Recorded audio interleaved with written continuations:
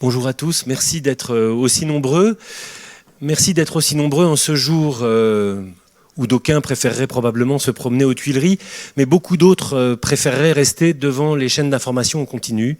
Et je vous remercie d'être présents.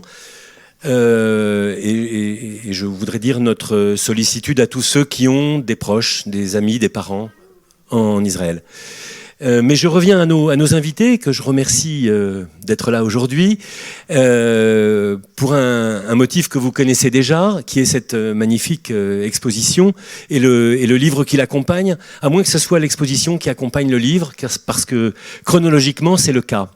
Alors en premier lieu, Pierre de Gigord, qui est à ma gauche, à qui nous devons le don de cette extraordinaire collection de photographies de 1870 à 1920 sur Salonique, qui est un collectionneur passionné de photographies de l'Empire ottoman.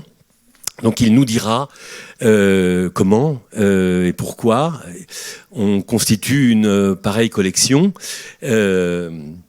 qui fait maintenant du musée probablement un lieu de référence sur le plan documentaire sur Salonique, peut-être à son apogée, et Salonique dont je hasarderai cette formule François Hazard, qui est juste à côté de Pierre, qui est vice-président d'Aki Estamos, les Amis de la Lettre séfarade, et puis qui est le fondateur de Lior Édition, une maison d'édition qui se consacre à la littérature judéo-espagnole.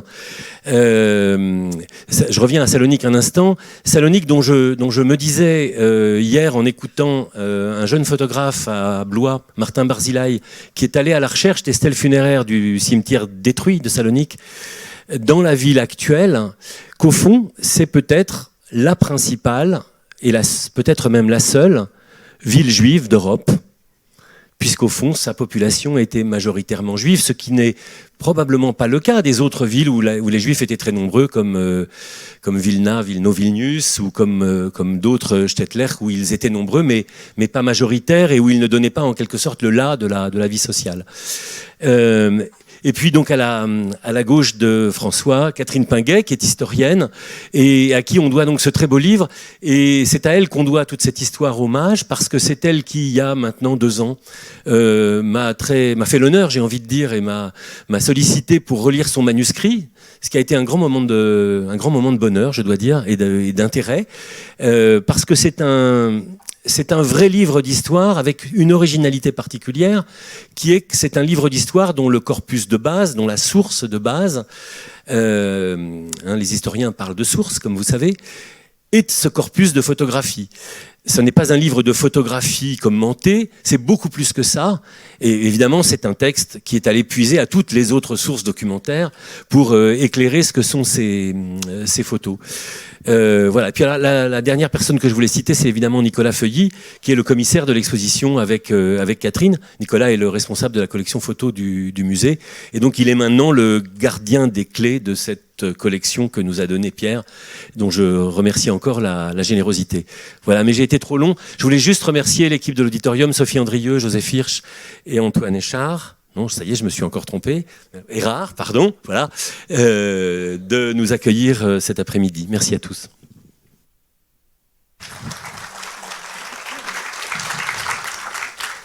Bonjour, alors juste un petit mot, n'oubliez pas de couper vos téléphones pour le confort de tous. Alors, moi je suis très heureux et très honoré cet après-midi de vous présenter donc Pierre de Gigord. Je sais, Pierre, que vous n'avez pas l'habitude de vous produire en public, donc je vous remercie vraiment du fond du cœur d'avoir fait cet effort pour accompagner donc cette donation très généreuse que vous avez fait au musée et l'exposition qui est rendue possible grâce à ce don. Alors pour vous présenter, je dirais, vous êtes un peu l'homme de tous les paradoxes. Vous dites que vous n'avez pas fait d'études, mais vous avez été reçu 4e à l'École nationale supérieure des arts décoratifs, où vous avez passé, je crois, 4 ou 5 ans, qui vous ont mené jusqu'en mai 1968. Vous ne parlez pas l'anglais, mais vous êtes un passionné de voyage, vous avez parcouru le monde, et non seulement vous avez beaucoup voyagé, mais vous avez créé, vous avez fabriqué, vous avez conçu des vêtements en Turquie, en Inde, vous avez aussi fondé une chaîne, plusieurs chaînes de boutiques de vêtements à travers le monde.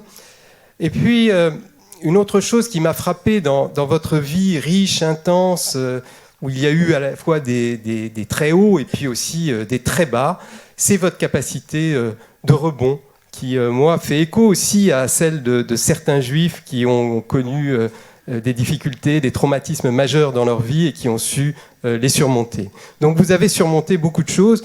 Quand vos collections ont disparu, ont été pillées, se sont évaporées, vous les avez reconstruites. Quand votre chaîne de magasins, sur laquelle on reviendra, a disparu, vous en avez fondé une autre, évidemment, après une décennie un peu difficile. Mais vous êtes toujours là et vous avez toujours cette passion, ces passions, on va y revenir, au cœur. Alors, une autre chose qui m'a frappé, c'est aussi votre œil. Vous savez choisir. En fait, vous êtes un homme de goût et vous savez repérer à travers les tissus, à travers les objets et on va le voir à travers les photographies, ce qui a de la valeur et ce qui en a moins, ce qui est évidemment très utile quand on construit une collection. Donc je dirais, pour résumer, il y a un dicton judéo-espagnol qui dit « Cuando mucho escurece es para amanecer », quand tout s'assombrit, c'est que l'aube se prépare. C'est un peu pour résumer votre parcours. Finalement, vous avez su construire quelque chose d'exceptionnel qu'on va découvrir aujourd'hui. Alors, ma première question, Pierre, ce sera d'abord vous demander comment devient-on collectionneur ? Est-ce que c'est quelque chose d'inné ? Est-ce qu'il y a différents types de collectionneurs ? Et est-ce que c'est quelque chose qu'on est avec ou bien c'est quelque chose au contraire qui se construit progressivement ? Il faudrait peut-être remonter d'ailleurs aux sources de l'enfance. Bon, je vous signale que j'ai vraiment hésité à venir, mais je n'ai jamais parlé en public. Bon. Mais tout d'abord, j'aimerais remercier Monsieur Laurent... François. Non, Hazard. Monsieur Paul Salmona. Paul Salmona. D'avoir su me convaincre de donner cette collection, parce que dès qu'il a eu vent de l'existence de la collection, il est venu très vite chez moi, il est revenu 3 ou 4 fois, il a fait preuve d'enthousiasme, d'intérêt, et par sa gentillesse, sa chaleur, son enthousiasme, il m'a convaincu qu'effectivement le meilleur endroit où pourrait se trouver cette collection sur Salonique serait ici. Et je suis très très content d'avoir fait ce don. Et aussi j'aimerais remercier les personnes qui ont installé l'exposition, que je trouve absolument magnifique. Ils ont tiré le meilleur profit de la collection que j'avais donc donnée. Alors la question c'était... Comment devient-on collectionneur, Pierre ? Alors comment devient-on ? Je pense que c'est inné, parce que quand j'étais un petit garçon, je ne pouvais pas voir un caillou, un coquillage, un papillon, sans chercher à mettre autour de lui d'autres compagnons, toujours à la recherche de l'objet le plus joli, le plus étrange, le plus rare, etc. Et ça a abouti à une dizaine de collections dans mon enfance.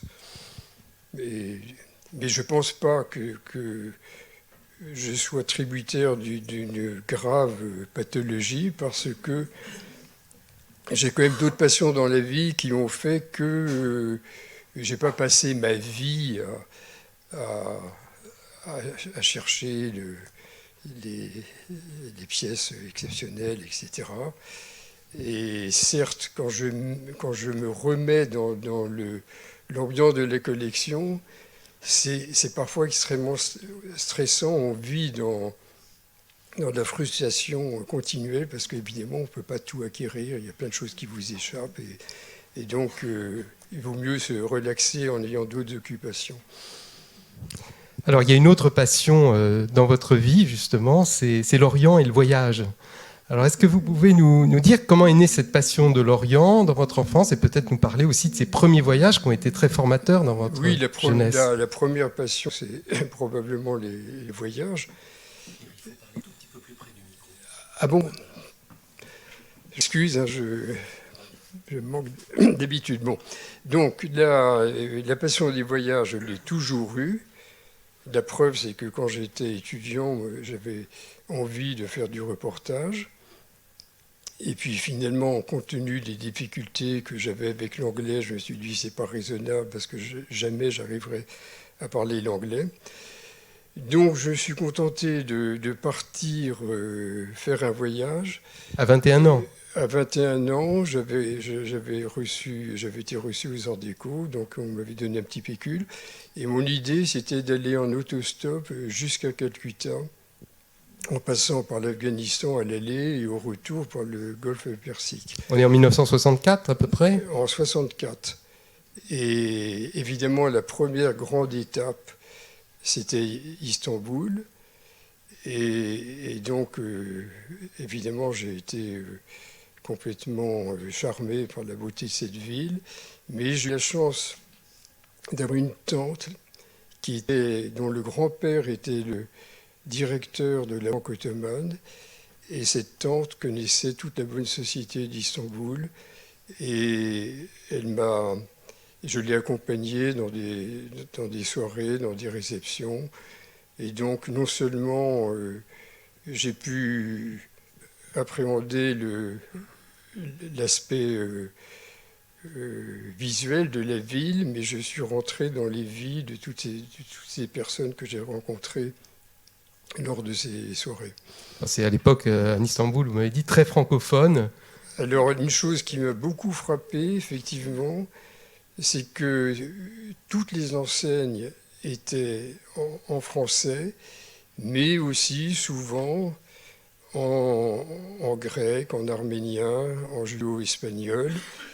Et c'est pour moi une véritable découverte, parce que je ne savais pas que toutes ces communautés avaient laissé des traces encore vivantes à cette époque, et aussi que le français était la langue parlée par toutes les élites du Levant, enfin depuis la Turquie jusqu'à l'Égypte. Et pour moi, c'était une véritable révélation. Alors le voyage se poursuit, donc vous passez par l'Iran, la Caspienne, l'Afghanistan, Lahore, le Cachemire, le Rajasthan, jusqu'à Calcutta. Et là, vous achetez quand même quelques petites choses, non, déjà?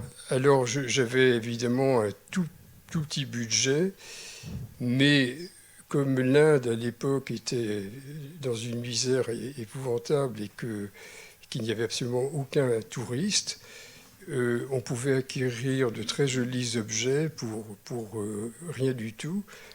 Je crois avoir investi $20 ou peut-être maximum 25-30 $. J'ai ramené des trésors. Les gens ont trouvé ça extraordinaire, ont voulu m'acheter ces petits objets. Et c'est là que j'ai réalisé qu'il y avait peut-être une manière de gagner de l'argent pour recommencer à voyager, etc. Et Ouais. de fil en aiguille, tout ça a abouti à une affaire de prêt-à-porter, à une première boutique. Alors il y a eu un deuxième voyage, je crois, en 66. Là, vous gagnez un prix.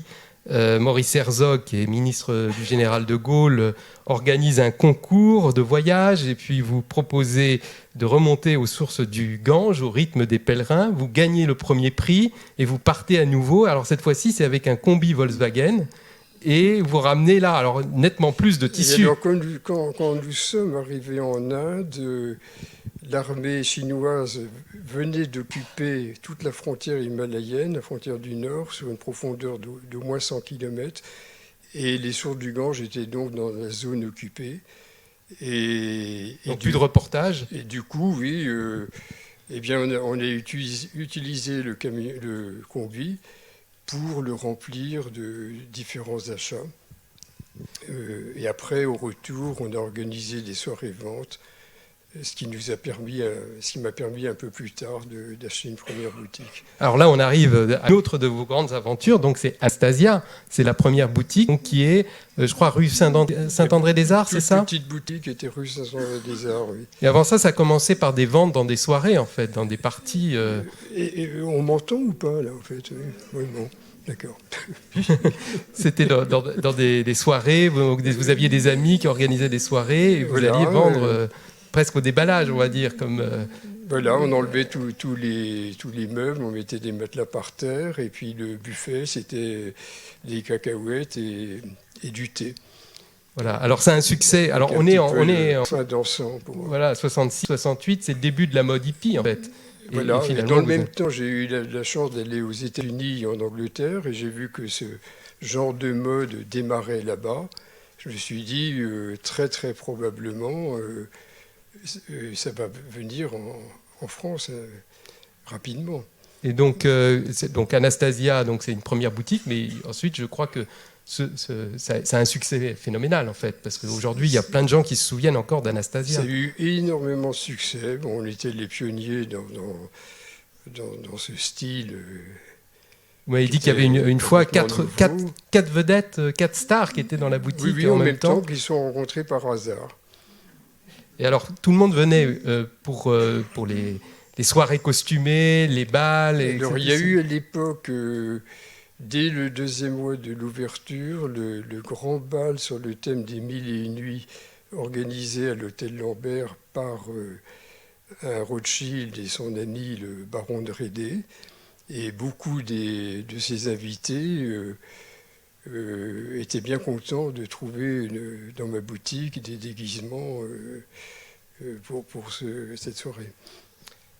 Alors vous avez à ce moment-là développé donc l'affaire, il y a, je crois, un réseau de boutiques, moi j'ai noté 4 aux États-Unis, 2 en Espagne, 17 en France, mais vous avez aussi créé des vêtements, c'est-à-dire que vous alliez aussi à Istanbul, en Inde, et vous avez fait fabriquer ces vêtements. Nous étions essentiellement des fabricants. Moi j'ai jamais été un grand dessinateur, donc j'emportais des vêtements que me confiaient des amis. Et je demandais à mes fabricants en Inde, en utilisant des tissus que je choisissais, de me reproduire la même forme de corsage ou de jupe. Et c'est comme ça que ça marchait. Ah, on va revenir un petit peu à vos collections. Donc là, c'était les collections de vêtements, mais vous avez aussi à ce moment-là, c'est là où vous commencez à avoir les moyens pour développer une collection autour de l'Orient, je crois. Oui, enfin, au début, comme j'achetais plein de tissus et aussi des bijoux, je mettais de côté systématiquement les plus belles pièces. Et puis un jour, je me baladais à Clignancourt, au marché aux puces. Je suis tombé sur une peinture qui représentait le Sainte-Sophie. Et alors j'ai demandé le prix de cette peinture. C'était pas très cher. Mais le type me disait, je ne peux pas vous la vendre moins cher parce que le cadre est magnifique, il est en bois, sculpté, doré à la feuille, etc. Donc, mais le sujet de la peinture n'entrait pas du tout dans le prix du tableau. Parce que ce n'était pas du tout à la mode à l'époque. Et c'était un tableau de Félix Diem, qui aujourd'hui est un des grands peintres orientalistes reconnus dans les salles de vente. Donc vous l'avez acheté, et c'est le début d'une collection. Comme je suis collectionneur, je me suis dit, il faut que je lui trouve des compagnons. Et dans un premier temps, j'ai acheté un peu tout ce qui était peinture orientaliste. Et puis assez vite, je me suis dit, ça serait plus intelligent de ne faire que la Turquie, et surtout les peintres voyageurs, et non pas les peintres de cabinet qui faisaient des peintures imaginaires sur l'Orient. Alors comment passe-t-on en fait d'une première collection donc importante d'œuvres orientalistes à quelque chose de peut-être plus restreint autour de la photographie du monde ottoman? Je vais vous dire, on y passe par du fait des aléas de la vie, n'ayant subitement plus d'argent pour acheter de beaux tableaux orientalistes. Et ayant changé d'appartement, je me suis dit, tiens, je vais m'intéresser à des cartes postales, à des photos, c'est moins cher et ça prend moins de place. Et alors, comment choisit-on en fait ces photos? D'abord, comment les trouvez-vous? Comment les choisissez-vous? Parce qu'il y a quand même une question de regard. Je pense que tous les collectionneurs, vous m'avez dit d'ailleurs ce matin, je ne suis pas un collectionneur, en fait, je suis un anti-collectionneur. Et donc, je pense que c'est surtout qu'il y a plusieurs catégories de collectionneurs. Vous les connaissez, vous les fréquentez. Comment vous vous situez par rapport à ces différents types de collectionneurs? Disons que c'est une question vraiment difficile parce que je me pose moi-même la question du pourquoi de tout ça. Mais plutôt que de chercher les objets très rares et très coûteux, qui étaient pour moi inaccessibles, je me suis consolé en achetant des photos qui avaient une valeur documentaire pour découvrir toutes ces ethnies, toutes ces architectures, etc. Et puis, au fur et à mesure que ma collection s'est développée, quand j'achète de nouvelles photos ou cartes postales, c'est toujours avec l'idée de faire un livre ou des expositions. Alors, il y a des thèmes qui sont plus ou moins développés dans ma collection, mais j'ai toujours cette idée, en fait, c'est l'aspect documentaire qui m'intéresse le plus. Évidemment, si l'image est belle, tant mieux. Mais ce n'est pas forcément les belles images qui vont apporter des informations. Alors, autour du monde ottoman, il y a toujours une concurrence des mémoires, il y a beaucoup de minorités.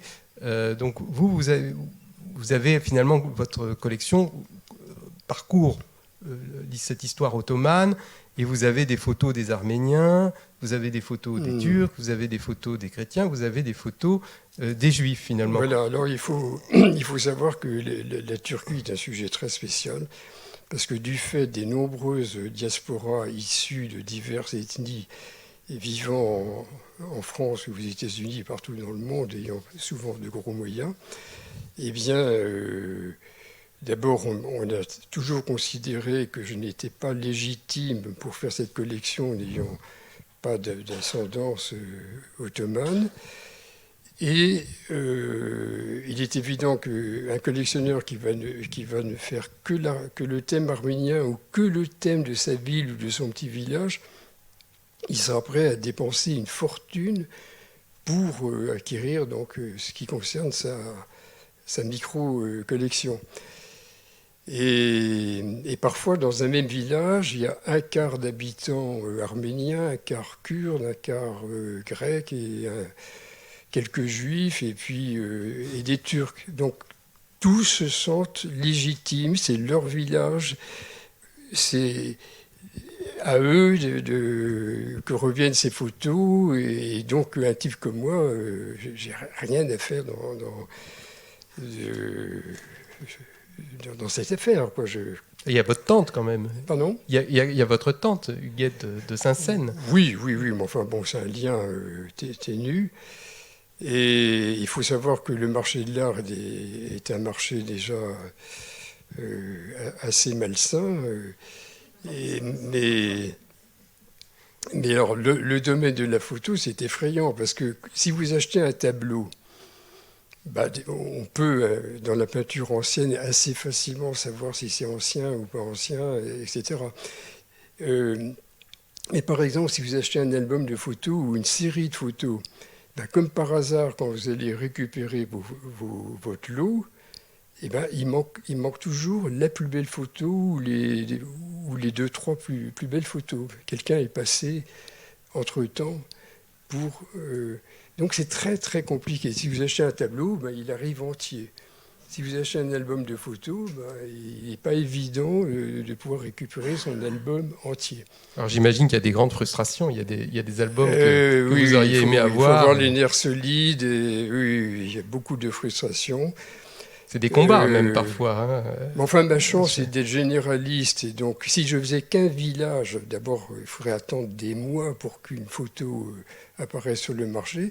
En étant généraliste, je peux quand même me faire plaisir plus facilement. Alors la collection aujourd'hui, elle compte combien de photos Alors aujourd'hui, j'ai dans la salle un jeune homme très brillant qui est chargé de compter les photos, puis de les légendaires, etc. Eh bien, on est arrivé à peu près à 24 000 photos papier, 6 000 plaques de verre et 10 000 cartes postales. Bon, ça reste entre nous. Hein. Mais faut pas s'affoler parce que quand on compte une collection, il faut tout compter, y compris des photos qui n'ont aucun intérêt, mais qui appartiennent à un album ou à une série.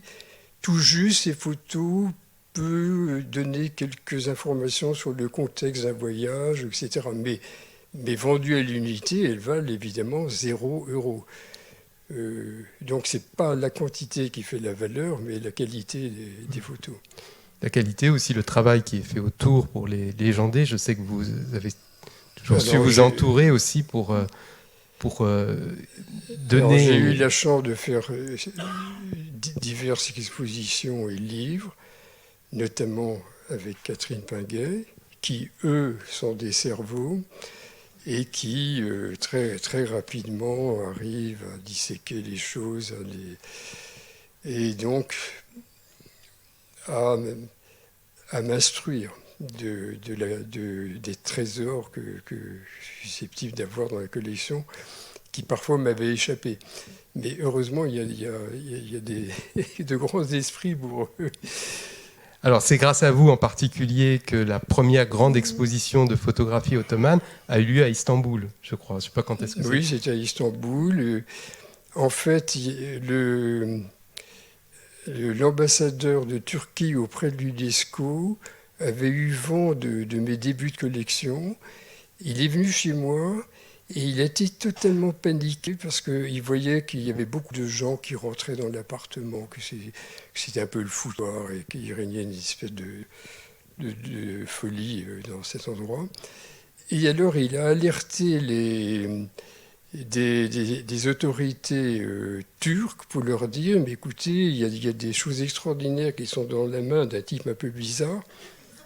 Il faudrait quand même aller le voir et le persuader peut-être de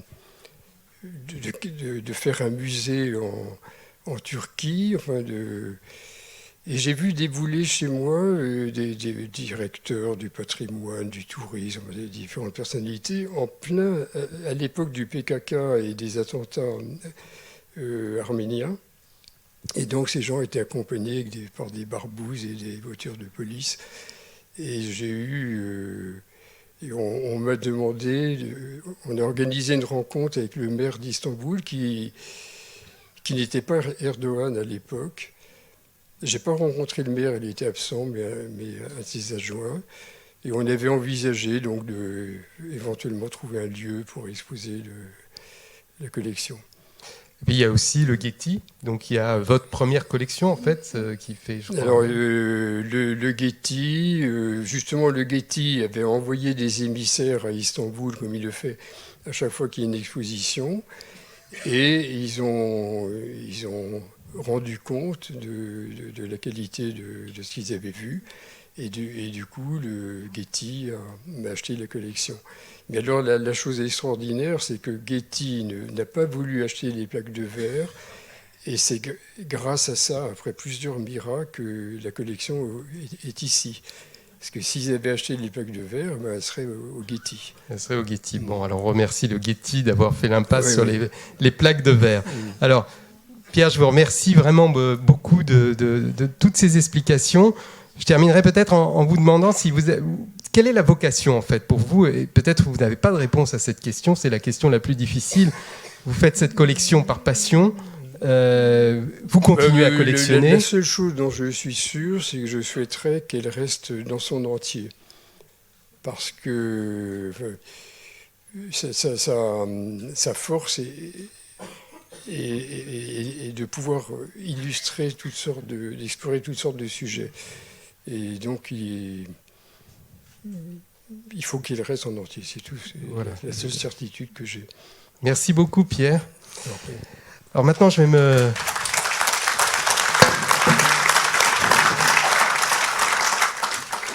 me tourner vers Catherine Pinguet, donc, qui est historienne, chercheuse associée au CETOBAC, le Centre d'études turques, ottomanes, balkaniques et centra-asiatiques de l'EHESS, l'École des hautes études. Catherine, vous avez travaillé sur les origines de la photographie et également sur les minorités du monde ottoman, en particulier sur les Arméniens, les Grecs, et puis aujourd'hui, donc, avec ce dernier livre, sur les Juifs. Vous avez publié un ouvrage remarquable et remarqué, Istanbul, photographe et sultan, 1840-1900, qui est un peu un pendant de ce deuxième livre, chez CNRS Éditions également, c'était en 2011, donc sur les grands studios de photographie ottomans d'Istanbul, en particulier bien sûr les Arméniens, mais aussi les Grecs, qui étaient très pionniers dans ce domaine. Vous avez aussi publié un livre qui est cher au cœur des judéo-espagnols, Les îles des princes, donc Principo, Buyukada. Pour nous, ce sont des lieux de mémoire très importants. Un archipel au large d'Istanbul, c'était en 2013 aux éditions Empreintes. Et puis également une histoire arménienne, la photographie dans l'Empire ottoman, en 2018 aux éditions Elitis. Et puis donc cette dernière parution, Salonique 1870-1920, chez CNRS Éditions, donc qui accompagne l'exposition d'Humage, qui est préfacée par Paul Salmona, et qui est bien plus qu'un catalogue. En fait, c'est une mise en perspective, pour moi, de la Salonique ottomane en passe jusqu'à 1920. Donc, à la toute fin, on passe dans la période grecque. Et c'est une initiation à cette histoire par l'image, à travers l'image, en commentant l'image, mais on découvre également, vous avez en fait lu une bibliographie exceptionnelle, donc on a une synthèse en fait, je trouve tout à fait magistrale, de l'histoire de Salonique à l'époque moderne. Alors pour commencer, je pense qu'on va commencer tout de suite par la carte. Quelques mots en lien avec Pierre. Bien Ce sûr. n'était pas prévu, mais en fait, j'ai rencontré Pierre à l'occasion de l'Istanbul, du livre Istanbul, photographe et sultan. Là, je ne connaissais pas très bien sa collection. Entre-temps, on l'a inventorié, un premier inventaire. Et pour Salonique, tout de même, je dois ce livre à Pierre, parce que l'idée, c'était que je n'avais pas prévu d'écrire un livre sur Salonique, mais il m'a demandé de faire des recherches sur Zebji, que je connaissais, parce qu'il était arménien, et sur Aliénis. Et donc là, ça a été la découverte. Et là, je me suis passionnée pour cela. Et Pierre, on était dans je ne sais plus quel confinement, m'a procuré tous les livres dont j'avais besoin. Donc, qui aussi a collaboré à cette grosse bibliographie. C'est une histoire de passion.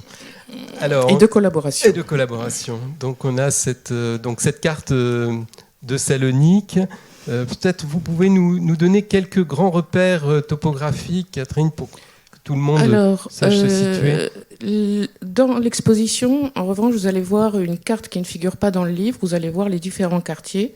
Bon, c'est pas complètement séparé, hein, mais vous aurez la ville juive qui est à droite du port, hein, c'est la ville basse. Vous avez sur les hauteurs la ville musulmane. Et à droite, vers l'hippodrome, les quartiers plutôt grecs. Là, c'est un guide Johan de 1914, mais vous voyez que les noms sont toujours en ottoman. Donc, vous avez des grandes avenues que vous allez retrouver en photographie, avec la célèbre Beyaz Kule, ça veut dire la tour blanche. Ce que vous voyez poste française, en fait, c'est le poster que vous voyez à l'entrée de l'exposition et en couverture du livre. C'est la place de l'Olympe qui va prendre le nom de la place de la Liberté. Et puis ces avenues qui portent le nom de gouverneur. Midat Pacha en haut, Sabri Pacha. Et voilà à peu près. Et les cimetières, la grande nécropole juive à l'est, pardon. Et donc tout ça, vous l'allez retrouver en photographie. Cela dit, sur toutes les photographies qu'on voit dans l'exposition et dans le livre, ce qui a été énormément photographié, c'est le quai. qui est la vitrine de la ville, beaucoup moins, pratiquement pas, la partie ouest, la partie pauvre, la partie industrielle, et vous avez beaucoup après, qu'on ne voit pas très bien, mais le quartier à l'est, le quartier résidentiel. Le quartier des campagnes, je Le crois. quartier des campagnes. Et la gare qui se trouve dans le prolongement. Donc vous allez voir des photos de ces quartiers. Alors, on va peut-être commencer par, dans l'ordre chronologique, par les premières visions de la ville, qui sont souvent des visions de sources étrangères, en fait, de visiteurs, de voyageurs, il n'y en a pas beaucoup, je crois. Alors, en fait, ils ne sont pas très nombreux à venir à Salonique, ce qu'on appelle le Grand Tour, le Tour en Orient. Les seuls qui passent par Salonique sont quand ils vont au Mont Athos, d'Athènes au Mont Athos. Ou alors des archéologues ou des diplomates. Alors, la première que vous avez vue, c'est une gravure d'après une photographie qui a été prise par un Austro-Hongrois en 1863. Et la seconde, qui est extrêmement rare, puisqu'il y a à ce jour 3, Pierre, photographies connues de Salonique retranchées derrière les murailles. Voilà. Le micro. Oui. C'est l'une des 2 plus anciennes photographies qu'on connaît avec certitude, enfin, sur Salonique. Alors on voit les murailles, vous voyez les murailles maritimes. De 1863. 63 a été pris par des militaires au Levant. Et elle ne fait pas partie de la donation, vous la verrez dans la chronologie de l'exposition, parce qu'elle fait partie d'un album ancien et précieux, où il y a une seule photo de Salonique, c'est celle-là. Donc elle ne figure pas dans la donation. Une autre photo avec les remparts. Alors celle-ci, vous en avez une, ça c'est Rublin, on est un peu plus tard. On est du côté de l'Arsenal et du port, là aussi où il y a des murailles maritimes. Elle est en double rabat du livre et une partie à l'exposition. Et là figure aussi, alors oui, ce qui passionne les premiers voyageurs, les diplomates, etc., qui viennent, c'est les vestiges antiques, gréco-romains. Donc là, vous avez une photographie ancienne, 1870. Au début, je croyais que c'était Zebji, mais en fait, c'est Laurière et c'est l'arc de Galère que vous pourrez voir, l'épreuve albuminée originale à l'exposition. En fait, ce sont les mêmes vendeurs qui sont différemment photographiés. Alors, on va aborder, donc après ces premières ces photos qui donc correspondent à peu près à 1860-1870, donc les premières visions de la ville en photographie. On va aborder le sujet des grands photographes, en tout cas des photographes, des ateliers photographiques de Salonique, avec 2 noms qui émergent de la collection, en tout cas, qui sont Paul Zebji, qui est un surnom en fait, il s'appelait Bogos Zirbjian, je crois, c'était un Arménien. Enfin, il a changé son nom comme beaucoup faisaient à l'époque. Voilà, et puis on verra aussi Ali Ennis. Donc, alors quelques mots peut-être, Catherine, sur Paul Zebji. Alors, on ne sait pas grand-chose. Pierre, quand tu m'as demandé de faire des recherches sur Zebji, bon, comme il a des cartes de visite, on peut voir au verso des cartes de visite, vous voyez que là, il s'appelait Zirbji, qui veut sans doute dire Zirbjian, parce qu'il était associé avec un Bukmedji qui était Bukmedjian. D'après le guide Murray, il aurait été formé par les frères Abdullah, donc premier photographe officiel du sultan en 1863. Les Abdullah, bon, ça peut paraître bizarre, mais c'était des Arméniens, 3 frères arméniens. Et en tout cas, on voit que Zirbji ou Zirbjian a débuté à Smyrne. Et de Smyrne, il s'est rendu à Salonique au milieu des années 1870, où la communauté arménienne n'était pas importante, mais en revanche, il n'y avait pas encore de grands photographes, il n'y a pas de photographes locaux ayant pignon sur rue à Salonique. Donc vous voyez un recto, voilà, une vue du quai qui date à peu près. Bon, on peut, elles sont pas datées. On peut se repérer grâce. On voit ici le tramway hippomobile, donc on est vers 1895. Et puis les luminaires. Alors il y a ici un spécialiste des luminaires, Kebabcioglu, qui m'a aidé pour tout ce qui était luminaires, pétrole, gaz. Personnellement, n'y connaissant rien. Là, c'est gaz. Et donc Zebji a pris énormément de photographies de la ville, vous allez en voir un certain nombre, des portraits. Alors, il faut rappeler que le quai a été construit en fait sur les remparts, parce que juste avant on a vu les photos avec les remparts. Donc c'est ici, les remparts ont disparu. Alors les remparts ont disparu, ils ont remblayé le quai, ils ont réutilisé les pavés parce qu'il y a des marécages à l'ouest de la ville. Ça c'est le gouverneur, Sabri Pacha. D'ailleurs vous avez vu, il y a une avenue qui porte le nom de Sabri Pacha, qui après va s'appeler Venizelos. Et donc ils vont l'agrandir d'ailleurs à plusieurs reprises. Vous allez voir d'autres photos de Zebji qui sont antérieures. Vous allez voir que le quai est beaucoup plus étroit. Alors Zebji, voilà, c'est un portrait d'une femme juive qui là n'est pas... ça peut être une personne qui se fait photographier dans un studio, tout simplement. Après, vous allez voir des mises en scène. Ça, ce sera plus tard, parce que, bon, pour des raisons mercantiles, il photographiait la diversité ethnique et religieuse de la population de Salonique. Bon, il n'était pas tout seul, Zebji, il y en a eu d'autres. Il y a eu Bobin. On a quelques informations sur lui. Qui, là, c'est un officier prussien qui travaillait pour l'Empire ottoman, d'ailleurs. Il y a eu Gamliel. Alors là, Gamliel, c'était son petit nom. Enfin, voilà. Qui lui se présentait comme un photographe artistique. Il était aussi dessinateur. Et on va peut-être parler du journal de Salonique. Une des grandes sources pour moi pour trouver des documents, ne lisant pas le judéo-espagnol, et pas le grec d'ailleurs, donc c'était en français ou en anglais, c'est le journal de Sam Lévy, le journal de Salonique. Or, il est en ligne sur Gallica, ce qui permet d'avoir des tas d'informations. Et on voit que Gamliel, il y a énormément de publicité dans le journal de Salonique en 1899. Justement, quand vous voyez que là, sur le Blunt, là, c'est un album, il fait partie de la donation de Pierre, c'est une pièce maîtresse. C'est un album qui a été offert par les Saloniciens au couple Blunt, et lui a été consul d'Angleterre pendant 35 ans. Et puis, il est à la tête du très select club de Salonique, donc toutes les grandes familles de Salonique le fréquentaient. Et vous voyez qu'il est monté sur planche par Gamliel, donc ce qui explique les publicités dans le journal de Salonique. Et pour ceux qui... Donc vous verrez dans l'exposition qu'on retrouve des planches qui figurent dans l'album offert par les Saloniciens à Émile Zola, puisqu'on est en plein durant l'affaire Dreyfus. Alors il y en a d'autres. Il y a Letmer dans le livre qui s'est associé avec un vendeur de cartes postales qui s'appelait Judas Varsano.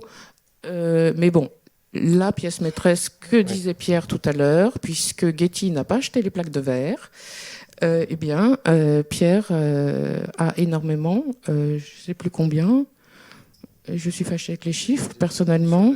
Surtout des photos sur la Turquie. Oui, il y en a 800 sur Istanbul, mais il y en a 300-400 sur Salonique, puisqu'il a débuté à Salonique.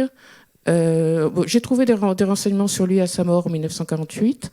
En fait, il a été initié à la photographie en rentrant de l'exposition universelle de Paris à Vienne. Et puis, il s'est installé à Salonique où il était drogement, c'est-à-dire interprète, et en l'occurrence, auprès du consulat d'Allemagne. Donc, photographe amateur, mais extrêmement talentueux. Ali vous allez Nice. voir Ali et Nice. Là, vous avez un autoportrait. Il est tout jeune.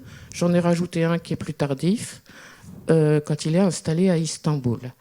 Alors, Ennis a photographié, bon, vous allez avoir un certain nombre. Donc, ce sont des plaques de verre. Et il va regagner Istanbul quand la ville va devenir grecque, après 1912. Après, on a un certain nombre de photos qui sont dans le livre. Un portrait de Mustafa Kemal, pris en 1917 à Alep. Même d'Enver et de Jamal à Alep, toujours. Donc, on a énormément de photos. Alors là, non seulement tu les as acquis, mais elles auraient très bien pu disparaître, puisqu'il est mort en 1948, et 40 ans plus tard, on a démoli son immeuble qui se trouve à Chichli, Nişantaşı, c'est pas loin de la place de Taksim, où il y avait beaucoup de Sabbatéens dont on parlera. Et ce sont des chiffonniers qui ont retrouvé dans les caves ces plaques de verre, qui ont appelé des antiquaires. Et de fil en aiguille, Pierre en a acquis. Alors voilà, vous allez les voir sur une table aussi. Il était passionné avec ses signatures. Donc ce sont des petites plaques de verre et sa carte de droguement. Alors on va passer, donc après les grands photographes, on va parler un petit peu de l'organisation sociale, communautaire de Salonique, puisque donc, le titre de l'exposition, c'est Salonique, Jérusalem des Balkans. Donc on sait que pendant la plus grande partie de cette période, il y avait une majorité de juifs, et même une majorité absolue de juifs à Salonique. Donc c'est une ville où les juifs donnent le ton, si je puis dire, donnent l'ambiance. Mais il n'y a pas que des juifs. Il y a aussi une communauté grecque, il y a aussi évidemment des Turcs, des Bulgares, tout petit peu d'Arméniens. Et puis, c'est une ville aussi où il y a beaucoup de strates sociales, où il y a des niveaux sociaux très différents, avec beaucoup de nuances. Je pense en particulier à la communauté juive, où il y avait l'aristocratia, la classe alta, los medianos, la classe baja, etc. Donc, est-ce que vous pouvez nous dire un petit peu de ce monde, finalement, à la fois avec des clivages importants, mais qui en même temps, où tout le monde se sent un peu salonicien quand même? En fait, par rapport au grand port du Levant, la particularité de Salonique, c'est pour ça qu'il y a l'exposition, c'est une ville juive.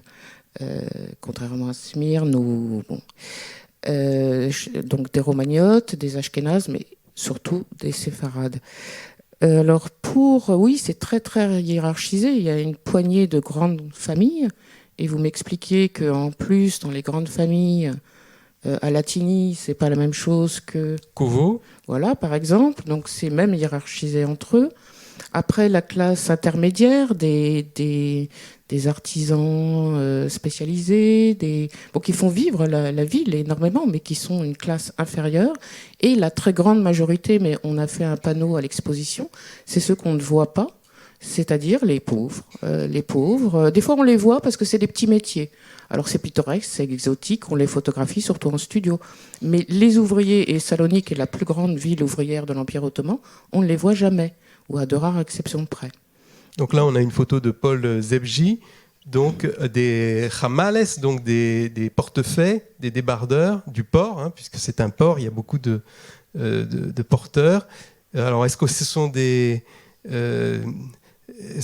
des acteurs, enfin des modèles, ou bien est-ce que ce sont réellement des hamales? Est-ce que ce sont des figurants ou pas? On ne sait pas. Cette photographie a été reproduite sous forme de carte postale, dans des livres, etc., colorisée ou pas. Vous voyez, il a mis une caisse à l'envers, PZ, qui fait office de jeu, de table de jeu.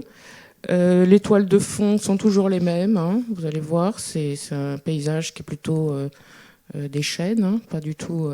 bucolique. Pas du tout la végétation de... Alors voilà, en tout cas, ce qu'on sait, c'est que dans le domaine, pour les hamal ou ce qu'on appelait les lustragi, les cireurs de chaussures, enfin, il y avait certaines corporations de métiers, hein, ce qu'on appelait des snaf, les juifs avaient vraiment le monopole.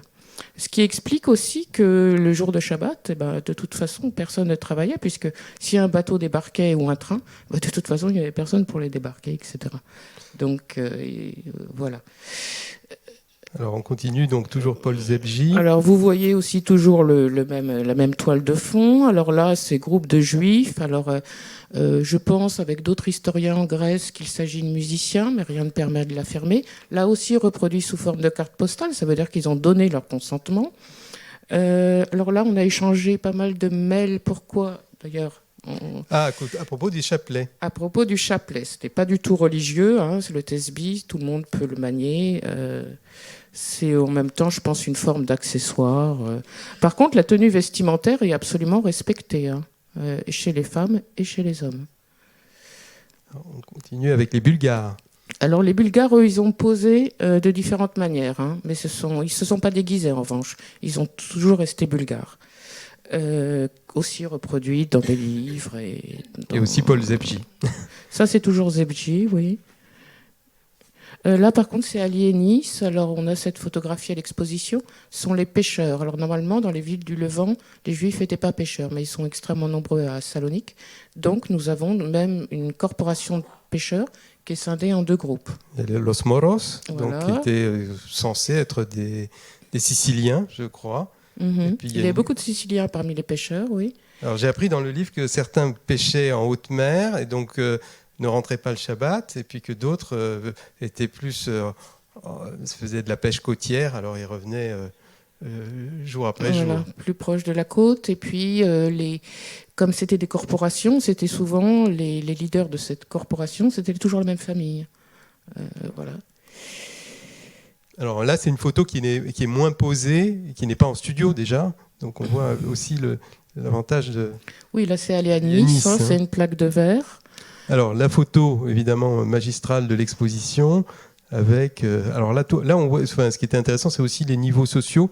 On est à Place de l'Olympe, donc à côté du port, qui est un débarcadère en fait. Hein. Et là, on voit aussi...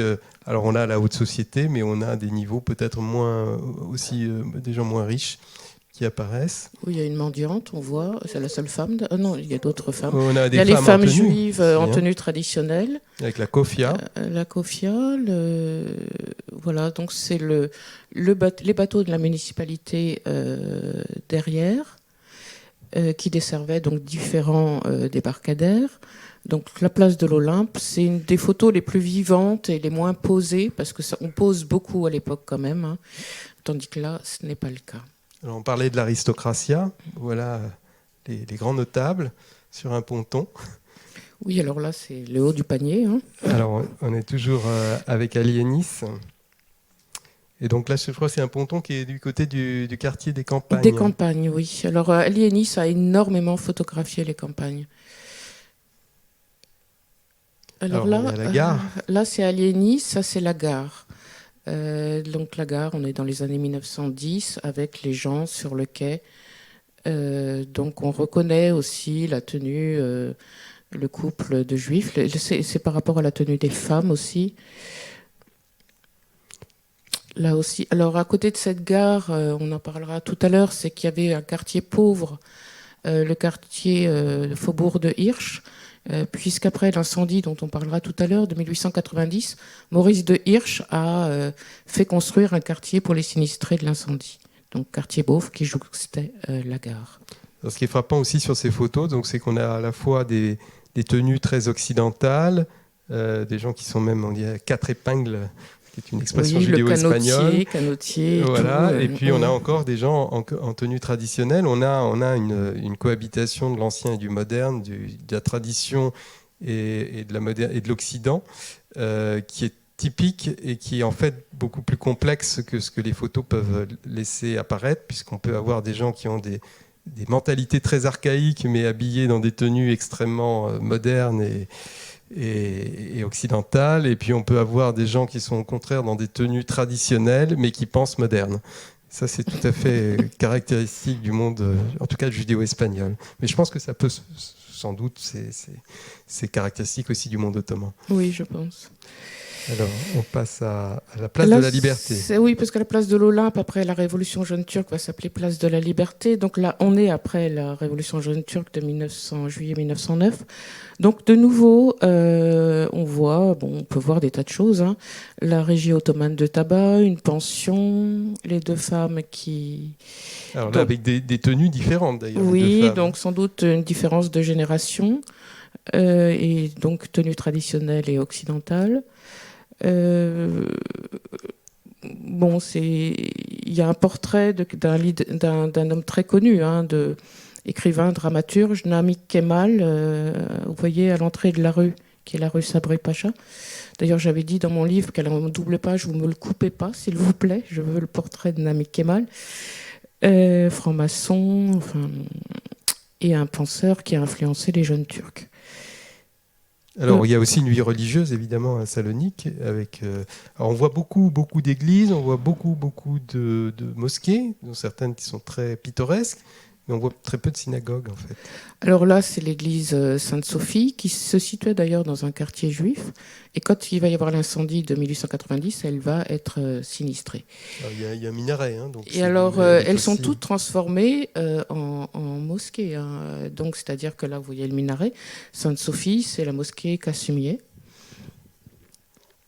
Alors oui, il y a à Salonique des mosquées, il y a des musulmans, mais parmi ces musulmans, il y a des confréries soufis. Il y en avait d'ailleurs beaucoup de couvents de derviches, mais le seul photographié que l'on ait, c'est celui-ci, célèbre, hein, qui est le couvent des derviches tourneurs, qui se situait à l'extérieur des murailles au nord-ouest.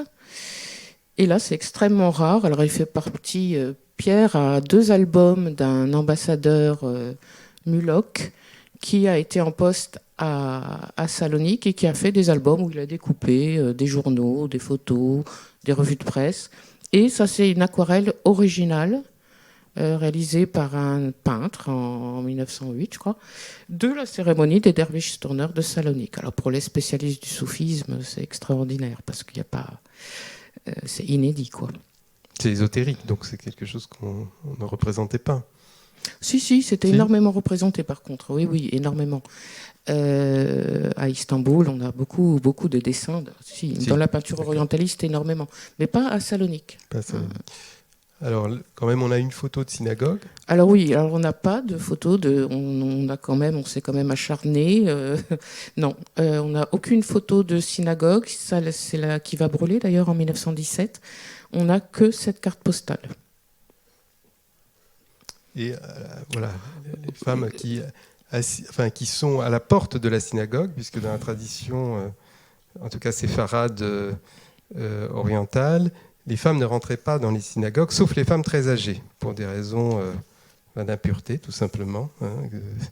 Donc, à partir d'un certain âge, elles étaient autorisées. Elles devaient évidemment être dans une partie à part.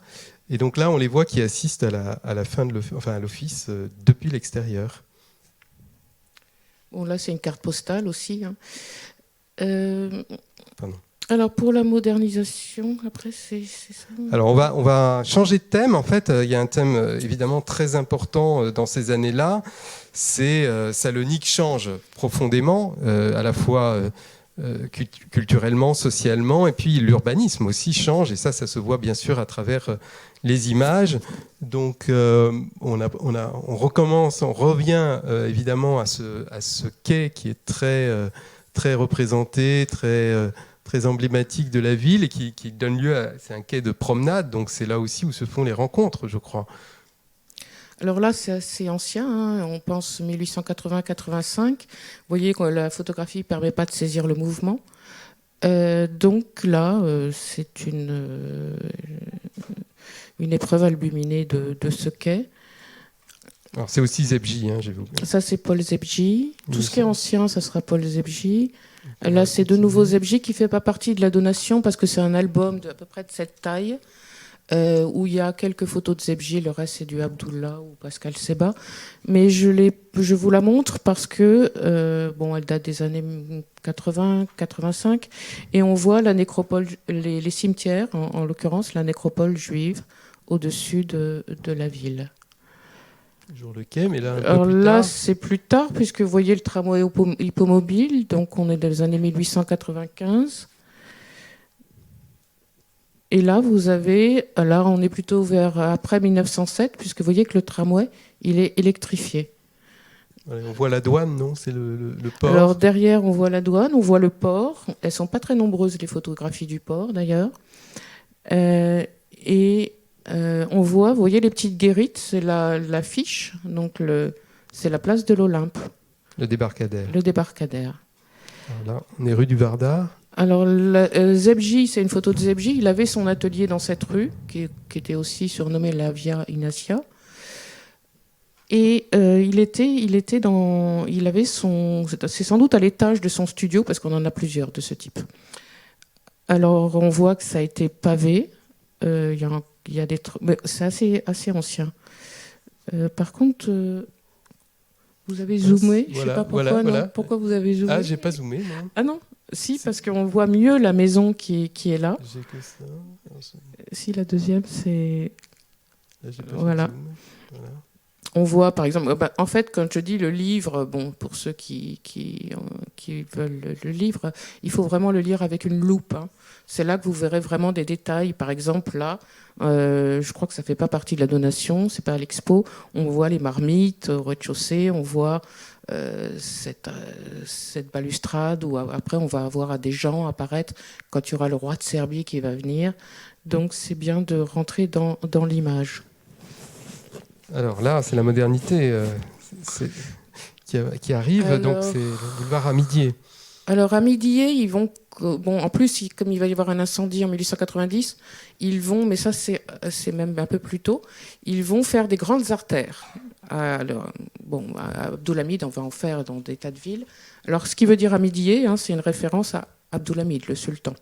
Alors c'est une immense artère enfin immense par rapport à ce qu'il y avait, oui, elle est grande, qui est à l'extérieur des murailles. D'ailleurs, c'est la première fois qu'on va détruire une partie des murailles situées à l'est. Et c'est la première fois qu'on va commencer à empiéter sur la nécropole juive. Donc vous voyez cette boulevard et il se termine par une fontaine qui s'appelle aussi Amidié et que vous avez là. Donc c'est toujours Zebji. Et vous voyez les murailles et la citadelle, enfin la haute ville. Alors, une chose très importante, évidemment, c'est l'arrivée aussi du train à Salonique qui va relier Salonique à son arrière-pays, c'est-à-dire Skopje, Monastir, la Serbie. Et donc là, on a la gare, en fait. Alors la gare, j'ai regardé ce matin, elle a été construite à partir de 1871 par la Société des chemins de fer orientaux que dirigeait le baron Maurice de Hirsch. Donc là, la photographie date donc c'est Zebji parce qu'il a été chargé de photographier la ligne Monastir-Salonique, donc Bitola de nos jours. Hein. Tu te rappelles de l'année, Pierre ? De la voie de chemin de fer ? Parce que non, il y a une très grande mémoire pour les chiffres, mais pas moi. De la voie de chemin de fer. Tu sais, Non, l'album... je ne me souviens pas. Oui. Je crois que c'est 89. Bon, là, vous voyez des ouvriers, hein, rarement, mais vous voyez, c'est qui sont couchés le long de la voie ferrée. Donc, Zebji il a fait un album entier qui ne fait pas partie de la donation, où on a effectivement, puisqu'on a une vue de Salonique, le reste, c'est tout le trajet desservi entre Salonique et Monastir. Voilà.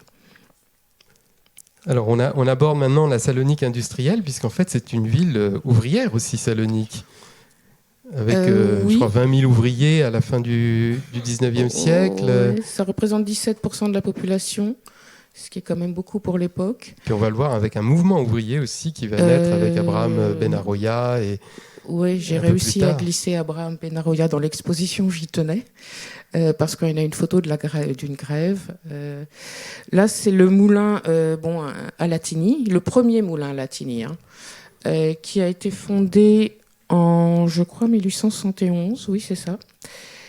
Vous voyez qu'il a été fondé, c'est la famille Alatini, avec, en partenariat avec la société d'Herblay des moulins de Corbeil-Essonnes. C'est pour ça que vous avez un drapeau français en haut du moulin.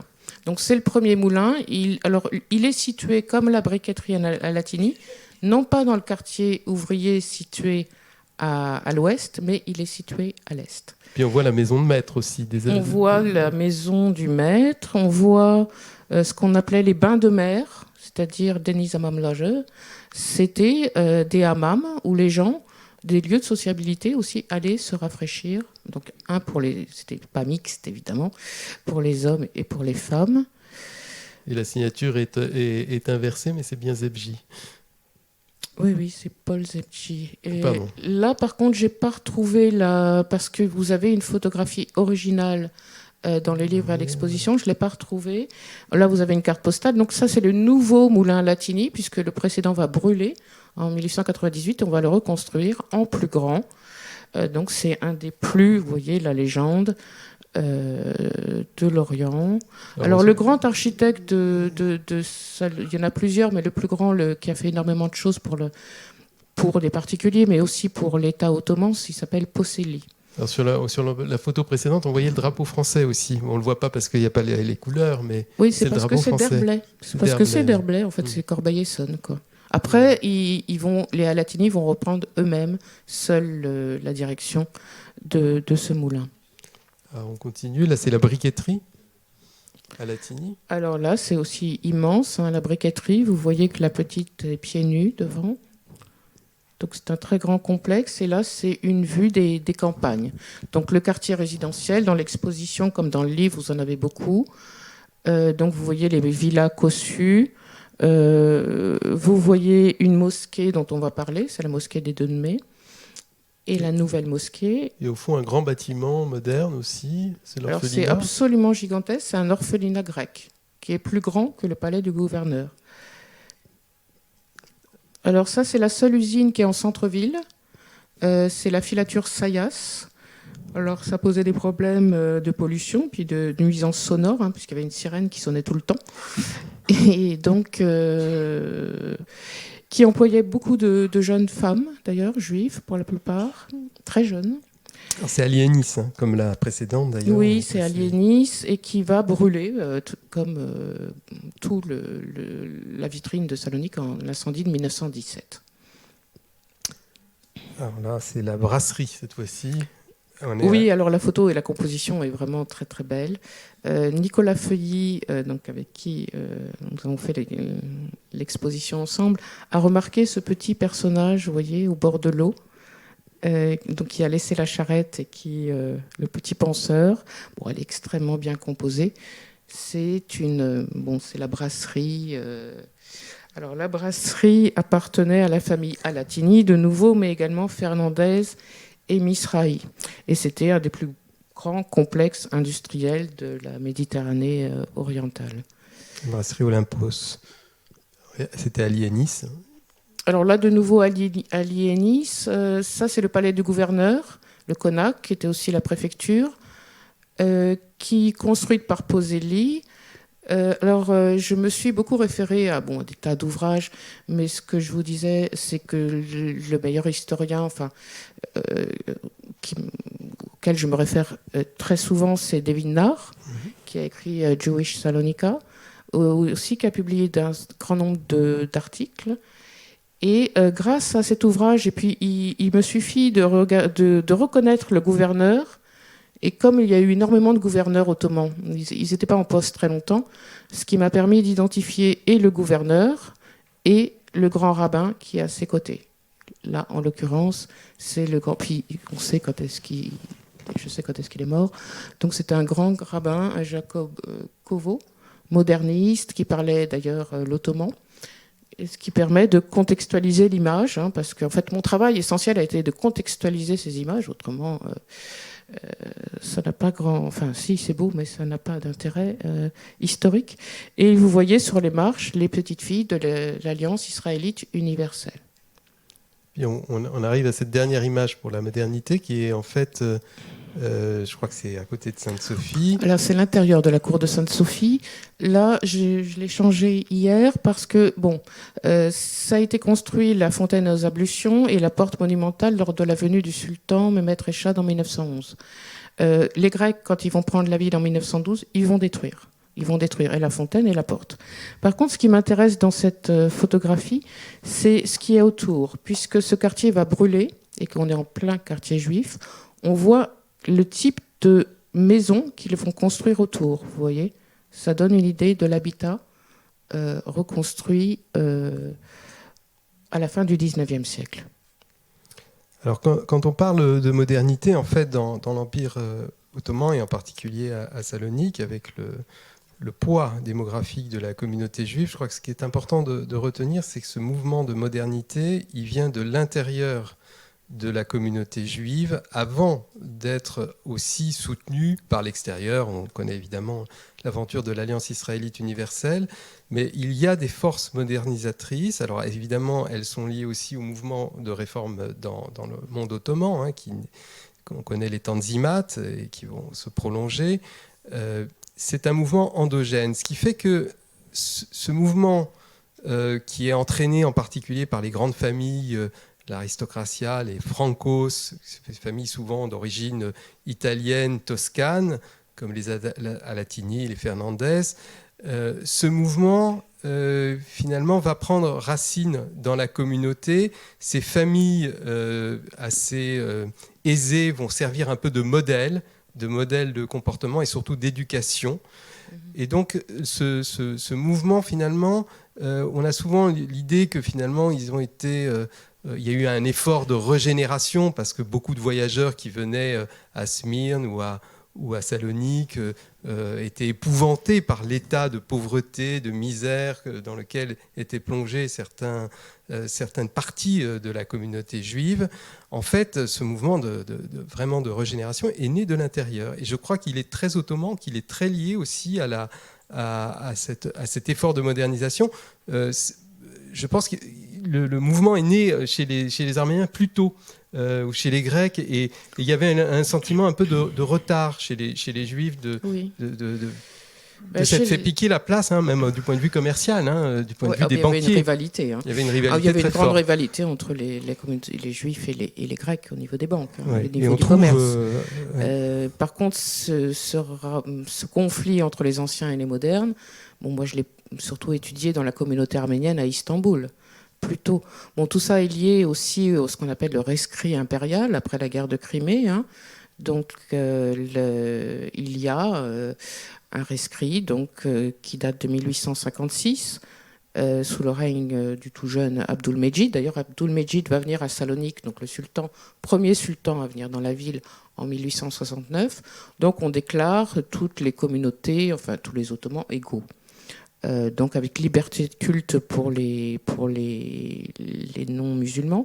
Et surtout, on va avoir ce système de communauté millette avec une liberté de structure interne. Donc les Juifs vont l'obtenir après les Grecs et après les Arméniens, mais en 1865. Donc ils vont s'organiser de plus en plus. Alors aussi, un des points de différence, je pense, avec d'autres mouvements de réformation, je pense à Moses Mendelssohn, en Allemagne, c'est qu'il n'y a pas une forme de sécession. Les Alatini cherchent à moderniser leur communauté, ils ne cherchent pas à faire scission, à développer un judaïsme parallèle, réformé, libéral ou progressiste. Ils cherchent à rester dans l'orthodoxie et à ce que la communauté reste unie. Et de ce point de vue-là, ils ne se rattachent pas directement au courant de la Haskalah. Je pense que c'est aussi une des choses qu'on peut trouver chez Saadi Bessalel Halevi, qui était un proche, un bras droit des Alatini et qui a beaucoup développé la presse judéo-espagnole, puisqu'il a conçu, il a publié le premier journal judéo-espagnol, La Época. Lui-même était très touché par le fait que les rabbins l'aient excommunié. Il le vivait très difficilement, et c'est un traumatisme majeur dans son récit, dans son autobiographie, et il ne cherche pas à développer un autre judaïsme. Il est profondément ancré dans cette tradition, tout en cherchant une forme de modernité. C'est d'ailleurs très touchant, souvent, chez ces personnages de cette fin du XIXe siècle, de constater leur entre-deux, entre un monde très traditionnel dans lequel ils ont grandi et en même temps une aspiration très forte à la modernité et en particulier à la modernité française, puisqu'elle prend un peu ce masque-là ou ce vêtement. Il y a une galomanie très forte dans la communauté. C'est Edgar Morin qui parle de... Voilà, et je pense que le français devient la culture modèle, la civilisation par essence. Alors, parmi les moteurs de cette modernité, il y en a un autre important sur lequel vous revenez dans votre livre, c'est les Sabbatéens, les Donnés, donc cette communauté. Donc, vous pouvez nous rappeler un peu l'origine. Oui, alors moi, quand j'ai bon, je connaissais un peu l'histoire des Dönmés qui sont discriminés en Turquie, hein, qui ont été obligés de fuir lors de l'échange obligatoire de population en 1923. Par contre, je ne savais pas qu'ils étaient aussi nombreux à Salonique. Ça, pour moi, ça a été une découverte. Donc, et il y a 2 ouvrages de référence qui m'ont été extrêmement utiles, y compris pour décrypter certaines photographies. Donc, les Dönmés, en turc, ça veut dire celui qui a tourné, hein, c'est-à-dire renégat. Bon, ils étaient extrêmement nombreux à Salonique et en plus, ils étaient composés de 3 groupes, déjà. Alors, je vais quand même pas on en parlera si vous voulez. Et avec des cimetières distincts, hein, les uns des autres. Pour la modernité, oui, ils ont joué un rôle pionnier dans l'éducation, hein, ça c'est sûr. Puisque, bon, entre autres, bon, Mustafa Kemal est né à Salonique et il a été éduqué dans une école, celle de Şemsi Efendi. D'ailleurs, je l'ai retrouvée sur une photo pendant la Révolution jeune turque. Et donc, ils ont joué un rôle presque aussitôt que l'Alliance israélite universelle, hein, puisqu'on a alors 2 groupes. Hein. Vous avez l'école Teraki, qui est proche d'un des groupes des Dönmés, donc les Kapancı, le nom d'une grande famille sabbatéenne et richissime de Salonique, donc qui est fondée en 1877. Et vous avez une autre qui s'appelait en turc Feyziye, Excellence. Donc c'est une éducation moderne qui n'exclut pas l'éthique et le religieux, mais bon, avec des écoles pour filles d'ailleurs, des cours de gymnastique, ce qui posait certains problèmes parmi des musulmans. Donc voilà, ils étaient... Et puis bon, il y avait ils étaient dans des professions libérales, ils étaient des grands commerçants à l'échelle internationale, et surtout, il y a eu plusieurs maires de Salonique, et le premier était Hamdi Bey, qui a vraiment marqué la ville pour tout ce qui était la modernisation, l'adduction d'eau, l'éclairage au gaz, le tramway, voilà. Alors là, on voit 2 personnages qui sont justement des sabbatéens. Donc je rappelle, hein, les sabbatéens, ce sont les sectateurs, ceux qui ont suivi Sabbatai Tsevi, y compris dans la conversion à l'islam, donc qui étaient d'origine juive, mais qui vont donc se convertir, alors sous des formes diverses, et c'est une religion, une forme de religion qui est assez ésotérique, hein, qui est secrète, et donc on peut parler un peu de maranisme dans cette communauté, maranisme différent évidemment de celui d'Espagne. C'est des convertis, qui restent convertis finalement, qui restent avec une identité de convertis. Donc là, on a deux personnages qui sont photographiés par l'atelier de Paul Zebji. Alors en Pierre, on a 4 ou 5 d'ailleurs, on en a retrouvé d'autres. Sont 2 frères, et comme parfois j'avais pas la curiosité de regarder le verso, or c'est un turc, donc j'ai pu identifier les 2 frères. Et il se trouve que celui qui s'appelle Mustafa, alors lequel est Mustafa d'Osman, je ne sais pas, mais était avocat. Il a contribué à la fondation d'une des écoles Teraki, donc des Sabbatéens. Et il écrivait aussi dans la presse sabbatéenne, parce que ils étaient proches, les Kapancı, de la confrérie dont j'ai parlé tout à l'heure, Soufi Mevlevi, de Dervish Turner. D'ailleurs, leur cimetière se trouvait pas loin du couvent du Dervish Turner. Alors oui, alors moi je soupçonne un peu aliéniste, je pense qu'il est peut-être Dönmé. Pour plusieurs raisons, enfin bon, rien ne permet de le prouver, et il a énormément photographié. C'est parmi ses toutes premières photographies, 1901, la construction de la mosquée des Dönmés, que vous avez vu tout à l'heure dans le quartier des Campagnes. Donc ça, c'est l'inauguration de la Yeni Jami. Alors on appelle, oui, une nouvelle mosquée. Alors vous voyez l'inauguration, elle est exposée, et enfin, je l'aime particulièrement parce qu'on voit les femmes à droite, vous voyez, dont certaines se savent photographier. Donc une regarde l'objectif, l'autre cache son visage derrière son voile. Donc vous voyez quand même le monde que cela attirait. C'était un événement. Puis le maire de Salonique appartenait à cette communauté, particulièrement celle-ci. Alors, on avance aussi dans le temps et il se trouve que Salonique est aussi le berceau de la révolution jeune turque. En tout cas, l'un des lieux phares de cette révolution, parce que c'est une ville qui était peut-être moins sous la censure et sous le contrôle du sultan qu'Istanbul. Enfin, il y avait des marges, en tout cas, un peu plus grandes. Et donc, en juillet 1908, éclate donc la révolution jeune turque. Donc là, la première image, je pense que ça doit être à la place de l'Olympe. Hein, c'est une... Alors en fait, j'ai mis les guillemets révolution parce que c'est pas une révolution, c'est on rétablit la constitution que Abdulhamid avait abolie et il est sous la menace d'un coup d'État dont le berceau était Salonique, il est obligé de la rétablir. Donc du coup, on voit des scènes de liesse, on a pour la première fois d'ailleurs toutes les communautés à l'unisson pour fêter le rétablissement de la Constitution. Donc là, vous avez la place de l'Olympe qui va prendre le nom de place de la Liberté. On a toute une série de photographies de cet événement. Là, cette photographie a été énormément reproduite dans la presse. Vous avez au centre Enver qui va devenir le futur Enver Pacha, qui était un des leaders, des héros de cette révolution. Et à droite, vous avez Emmanuel Carasso. Alors, c'est un personnage extrêmement important parce qu'il y avait beaucoup de loges maçonniques à Salonique. Et celle qui a joué le plus grand rôle dans la révolution jeune turque, c'est la loge La Macédoine ressuscitée, dont il était le grand maître, donc un avocat séfarade célèbre, et qui va être élu, puisqu'il va y avoir des élections parlementaires à la fin décembre 1908, et il va être élu député de Salonique. Et quand, un an plus tard, il y a la contre-révolution, donc tous les mécontents du régime qu'on appelait le comité Union et Progrès des jeunes Turcs,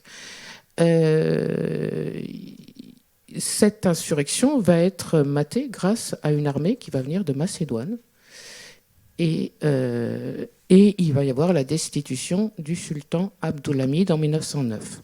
Et celui qui va annoncer, il va y avoir quelques députés qui vont devoir annoncer à Abdulhamid qu'il est destitué. Parmi ces députés, il y a Emmanuel Carasso. Alors, il faut... Donc c'est un personnage important. Vraiment proche des leaders.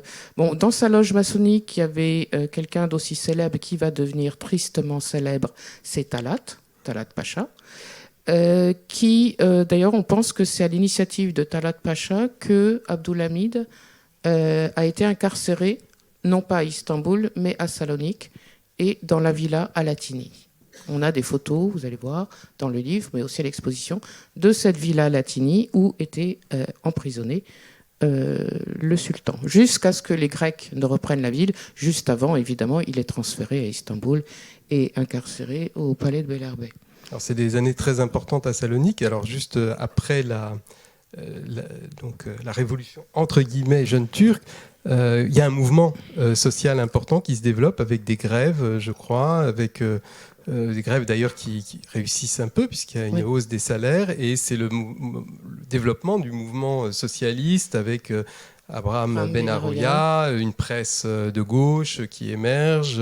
Est-ce que vous pouvez nous en dire quelques mots parce que c'est quand même un moment important. Oui, c'est un moment important. Donc il y a d'énormes grèves à Salonique, mais aussi dans les grands ports. Ça a commencé les ports aussi de la mer Noire et donc des revendications qui vont être tout d'abord acceptées on va élever les salaires et puis après, de toute façon avec les jeunes Turcs ça va vite mal tourner.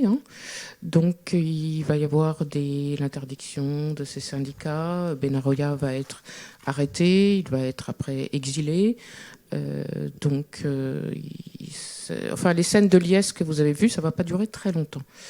Par contre, pour ces mouvements sociaux et ces mouvements ouvriers, ces manifestations, malheureusement, c'est toujours la même histoire, on n'a pas de photographie, même pas des cartes postales. C'est quelque chose qui n'intéresse pas, qui n'est pas photographié. Donc, on n'a pas de document visuel, si vous voulez. Alors ça, c'est un an après la Révolution. Alors, on fête le premier anniversaire. Alors là, c'est du aliénisme. Mais aliéniste ne légende jamais, quasiment, et ne On n'a pas de date. Alors là, bon, on a une date, 1909, qui nous permet de dire, bon voilà, c'est le premier anniversaire de la Révolution jeune turque, et le Club des Intimes, c'est un club juif hein, qui œuvrait pour l'intégration des Juifs dans la communauté ottomane. Et là, c'est peut-être un temps de parole. Oh, c'est bon. Ça va ? Là, elle n'est pas dans l'exposition puisqu'elle n'a pas lieu d'être ici, mais c'est, vous voyez, ah oui, on est en 1911, quand pour la deuxième fois, un sultan vient à Salonique. Et c'est le sultan qui succède, c'est le frère d'Abdulhamid qui lui succède, c'est Mehmet V Reshad. Et en fait, il est vraiment, il n'a pas de pouvoir. Hein, c'est vraiment les jeunes Turcs qui dirigent. Vous voyez à sa droite Enver et à sa gauche, un peu en retraite, Talat. Et il est abondamment photographié par Ali Ennis. Donc là, on va quitter en fait la Salonique ottomane pour arriver à la Salonique grecque. Alors, on revient quand même un petit peu sur les incendies parce que c'est à chaque fois en fait ces incendies qui rythment la ville. C'est aussi un moment où la ville se redessine en fait. Où on va tracer des nouvelles voies, des nouvelles places, et aussi où la sociologie de la ville va évoluer. Alors ça, c'est un des incendies marquants. Il y en a eu beaucoup.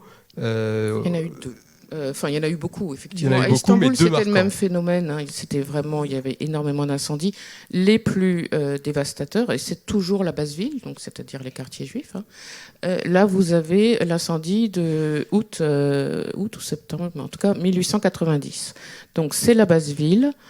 Ces photographies sont rares, contrairement à celles de 1917, c'est de Zebji, puisqu'après ça va être photographié par l'armée d'Orient. Service photographique par l'armée d'Orient, on en va avoir énormément. Par contre, pour cet incendie, on en a très peu. Vous voyez les tentes, les sinistrés à côté de la Tour Blanche. Et puis le deuxième incendie, évidemment, qu'on connaît bien, c'est août 1917, un traumatisme immense. Par contre, ce que vous aviez écrit, c'est que en 1890, les sinistrés vont racheter de ce qui a été sinistré. Et ils vont se réinstaller, ce qui veut dire que lors de l'incendie 1917, les plus touchés, et ceux qui ne réintégreront jamais leur quartier d'origine, ce seront la communauté juive dont les membres étaient locataires, c'est-à-dire une très grande majorité. Ce qui sera complètement différent après l'incendie de 1917. Donc là, on a énormément de photos, c'est un incendie accidentel, hein, qui se produit en plein cœur de l'été, qui va durer plus de 30 heures. Hein. Donc vous avez énormément de photographies. Ici, vous l'avez, c'est un célèbre hôtel. Enfin, tous les hôtels et les cinémas, les cafés, tout cela va brûler. Vous allez voir les photos de. Là, c'est Saint-Démétrius, c'est la basilique donc qui est détruite avec un pop à l'intérieur. Vous voyez un peu, là vous voyez à droite, on voit une cheminée, c'était la fameuse usine Sayas, donc vous voyez l'étendue des dégâts. Le traumatisme est immense, hein, parce que c'est là. D'ailleurs, j'ai souhaité à l'exposition qu'on ait des chants de David Saltiel. Et il y a parmi ces chansons l'incendie de Salonique, il y a eu plusieurs versions d'ailleurs. Et c'est l'époque où il y a l'armée d'Orient qui est à Salonique, donc on a les premières vues aériennes. Oui, on doit au service photographique de l'armée d'Orient qui avait aussi un service cinématographique. C'est pour ça qu'à l'exposition, vous avez des films. Et si vous souhaitez en voir plus, hein, c'est libre d'accès. C'est Images Défense, vous tapez Salonique, vous avez des tas de films qui tombent ou des photos. Donc là, on voit l'ampleur. C'est les 2/3 des bâtiments. C'est les 2/3 des bâtiments qui ne. Donc il y a 32 synagogues, il y a les archives communautaires, il y a les bibliothèques. 70 000 sans-abri. 70 000 sans-abri. Dont 71% de juifs. Oui. Et et tout de suite après l'incendie, il va y avoir une décision de reconstruire. Donc un comité est mis sur place. Alors là, on a tous ses membres. Alors il y a des ingénieurs, il y a des urbanistes, il y a des architectes. Le deuxième à droite, c'est Ebrard. qui lui était au service archéologique de l'armée d'Orient, archéologue et architecte, qui va redessiner, entre autres, une autre, alors là, complètement plus rien à voir avec la ville ottomane ou la ville juive. Donc, ça va être des grandes artères, des bâtiments en béton. Cela dit, le premier bâtiment en béton, c'était la douane construite par Elie Modiano sous les jeunes Turcs, était terminée au moment des Grecs. Donc, tout cela, il va y avoir d'énormes projets qui ne pourront pas être menés à bien comme il l'aurait souhaité, parce qu'il y aura en 1923 l'échange de population avec tous ces réfugiés venus de ce qui était maintenant la Turquie républicaine. Puis alors notre dernière étape, évidemment, c'est Salonique, la ville convoitée, pour reprendre un titre d'un livre de Joseph Nehama, enfin signé sous un autre nom. La ville convoitée, Salonique en guerre, parce qu'il y a plusieurs guerres en fait qui vont frapper Salonique. Alors il y a la guerre qui se déroule un peu plus loin, qui est la guerre russo-turque 1877-78, mais il y a quand même une image à Salonique. Oui, il y a quand même cette image qui fait partie d'un album de Pierre sur le croissant d'Orient ottoman. Donc l'équivalent de notre Croix-Rouge. Donc il y avait un hôpital militaire. Là, c'est sans doute la dernière photographie d'Aliénis, puisqu'on voit le roi Georges qui rentre à Salonique. On est fin décembre 1912. D'ailleurs, qui va se faire assassiner peu de temps après par un anarchiste. Entre les deux guerres balkaniques, en fait. Voilà, entre les deux guerres balkaniques. Donc les Grecs prennent la ville, je crois, c'est en novembre, le 10 novembre, je crois. 1912. Et il y a même un début de pogrom, je crois, qui suit cette prise. Pour les Juifs, c'est quand même un traumatisme. Qui sont commises, effectivement. Il y a des viols, il y a un meurtre, il y a des pillages, il y a des... Bon, après, comme les les puissances européennes menacent d'intervenir, Venizelos et puis aussi le gouverneur demande à ce que cela cesse. Mais évidemment, la reprise la communauté juive voulait absolument que la ville reste ottomane. Ils n'avaient aucun intérêt à ce que ce soit repris par les Grecs. Et ils l'ont affiché en plus. Ils l'ont affiché très tôt. Donc, ce qui a créé des rivalités et après des règlements de compte, oui. Je crois que pour nos familles, il faut rappeler que l'immigration commence dès les années 1910. En particulier, il y a la conscription. On a parlé de la révolution jeune turque, mais il y a la conscription obligatoire qui est quelque chose de dur. L'armée ottomane est vue comme pour les conscrits minoritaires comme un lieu de brimade. Donc beaucoup cherchent à échapper en payant. Et puis quand ils n'ont pas d'argent, il y en a beaucoup qui émigrent déjà. Puis évidemment, alors le passage à la ville grecque, c'est une autre motif d'émigration. Puis on arrive à l'incendie de 1917. Donc c'est traumatisme sur traumatisme qui font qu'il y a un flux d'immigration vers l'Occident, vers la France en particulier, qui se renforce à chaque étape. Alors, on a ensuite, donc effectivement, il y a l'armée d'Orient. Donc, Salonique devient en fait une base arrière pendant la Première Guerre mondiale.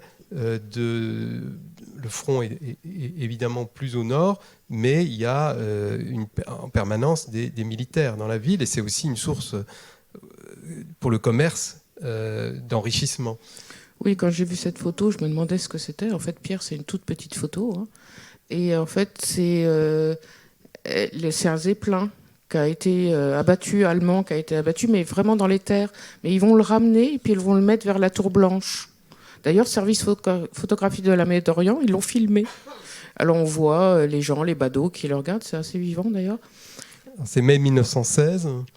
Et là, on a ce fameux cinéma que vous avez vu brûler après, c'est l'Olympia. Donc c'est un film d'après un livre d'ailleurs de Farrer, L'homme qui assassina.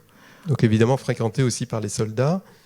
Oui, puis on a aussi beaucoup d'élèves. Oui, on a pas mal de photos. Il y avait aussi des films de propagande pendant la guerre. Alors là, il y a beaucoup de réfugiés dans les églises, dans les mosquées. Alors, ce n'est pas des réfugiés, là, si ce sont des musulmans, ce n'est pas des réfugiés de l'incendie de 1917, c'est plutôt des réfugiés de guerre balkanique. Bon, alors là, il faisait même des petits albums entiers sur le quartier de la prostitution, qui était le quartier du Vardar, c'est-à-dire pas loin de la gare et des Rannes. Et ça, c'est un diplomate, hein. Pierre, tu as un album, Com, c'est ça, qui, dans son album, a quelques photos de ce quartier de la prostitution. Et puis on a aussi Salonique en couleur qui apparaît grâce à, justement aux photographes de l'armée. Alors là, on ne sait pas qui c'est, hein. Pierre, tu as acheté des autochromes. On sait que c'est un militaire. On ne connaît pas son identité. Elles ne sont pas dans l'exposition, puisqu'on a privilégié la nécropole juive. Là, on est sur la Haute-Ville. Ils ont beaucoup photographié les officiers français, la Haute-Ville. Donc musulmanes, hein. Mais là, on voit que c'est des abris de fortune aussi qui abritent des réfugiés, qui, de toute façon, devront partir, les musulmans, en 1923. Là, il a été très photographié dans la Haute-Ville, mais c'est très beau, en fait. C'est assez pittoresque. Vous avez cette petite mosquée, et puis le cyprès, et puis qu'on retrouve sur une autre technique photographique d'un photographe anonyme à la même période, qui est un tirage, ce qu'on appelle un tirage charbon. Et puis la dernière photo. Alors oui, vous avez voulu cette photo. Voilà, alors là, elle est mystérieuse. C'est la photo mystère. On retourne en arrière, puisque c'est de Paul Zebji. C'est Zebji, n'est-ce pas? Oui. Oui. Oui. Alors, pourquoi j'ai mis... Alors, c'est une chasse, apparemment. Mais pourquoi cette photo? Parce qu'en fait, pour moi, ça reste une photo mystère. C'est-à-dire qu'il y a évidemment des éléments qu'on peut décrire. Il y a le davoul, il y a la zourna, il y a les instruments de musique. Le hautbois le hautbois et la grosse caisse. On voit les hommes avec la fustanelle à côté qui sont plus ou moins au garde à vous. Derrière, peut-être des tailleurs de pierre. Ça, c'est sûr. Si on zoome, on voit bien qu'il y en a même qui exhibent leur marteau. Donc, ce sont des ouvriers, mais on voit les simples ouvriers et on voit plus ou moins ceux qui les dirigent. Ça a tout l'air d'être une carrière de pierre derrière. Par contre, comme on a des albums, Pierre a des albums similaires de parties de chasse, j'ai eu tendance, parce que je crois qu'elle n'est pas légendée, cette photo. Non, parce que j'ai recherché les originaux, enfin des papiers albuminés. Pourquoi une partie de chasse? Parce que, bon, il y a les chiens, d'ailleurs, les chiens de chasse, bon, enfin, ça veut pas... certains ont le fusil, mais pas les hommes. Vous voyez, les hommes à droite, c'est quand même... ils ont un complet, ils ont une montre à gousset, ils ont... vous voyez, il y en a un qui a de la fourrure, des bottes, etc. Donc, et puis il y en a un qui exhibe un poignard, vous voyez à droite, et qui agrippe rageusement la manche de son voisin. Et puis, on y en a des petits vendeurs ambulants derrière. Donc là, on est un peu... on ne sait pas trop. Mais enfin, les enjeux ne sont pas très graves. C'est-à-dire que si ce n'est pas une chasse, ce n'est pas grave. Mais c'est pas grave. Mais par contre, pour certaines photos, on n'a pas droit à l'erreur. C'est-à-dire que si c'est des contextes ou de guerre, ou de... Là, si c'est une partie de loisirs, ça va. Après, mon travail de décryptage des images, il y a des moments où je n'étais pas sûre, et ben, je n'ai pas retenu l'image, tout simplement. Je n'ai pu légender que les photos où j'étais sûre, à peu près, ou même à 100%. C'était pour dire qu'il y a toujours une limite, qu'il y a toujours quelque chose à découvrir derrière ce qu'on a déjà découvert, et que voilà, c'est un travail qui peut se poursuivre.